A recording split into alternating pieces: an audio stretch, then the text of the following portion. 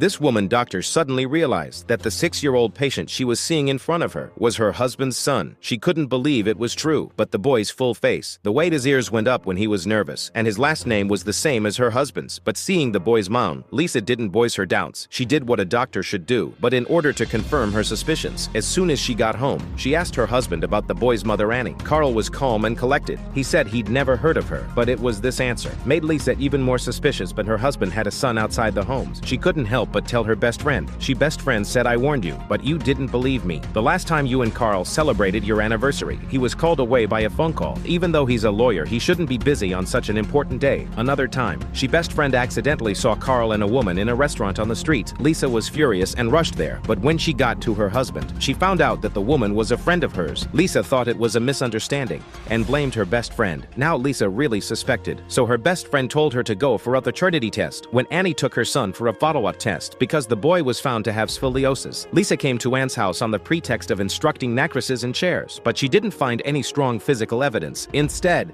she was surprised to find that she had a husband. She thought she must have misunderstood. He shouldn't have gotten involved without evidence. She blamed herself for almost destroying both families, but when her best friend found out, she insisted that Annie was cheating on her husband. She told her not to give up on the case, but Lisa hesitated. While she was hesitating, she was stopped by Annie's husband on his way home from work, a Gracie man. He wanted to take her to dinner and even tried to harass her. Lisa secretly took out her cell phone to notify her husband. Luckily, Carl arrived just in time, and thus a tragedy was averted. But before leaving, she stole Annie's husband's dishes. She asked a colleague for a paternity test, and when Annie came back to the hospital to get her son's report, Lisa deliberately threw her husband's photo on the floor. When she saw it, she was dumbfounded. Lisa said, "This is my husband." Then Annie left in a hurry and was in a state of depression. And Lisa's heart also beat me sure of a rufflin when her colleague brought her the results of the identification report that the boy was not related to Annie's husband. She went straight to Annie's house. She demanded that she tell her everything about Carl. She insisted she didn't know Carl. An appraisal report doesn't prove that we're related. She also kicked her out of the house. Lisa realized she didn't have enough evidence. She could only retreat for the time being, but she didn't stop there. She went home and searched through her husband's papers, but she didn't find anything about Annie. She had to wait until her husband got off work. Then she came to his office to look for, opened the computer. On a folder of client information, Anne's name was written on it. Now she knew everything. She went home in a rage. She asked her husband why you lied to her. "You said you didn't know Annie." Her husband was dumbfounded when he realized that she had pieced at his computer. Then he explained that they were clients from 7 years ago. "How could I remember?"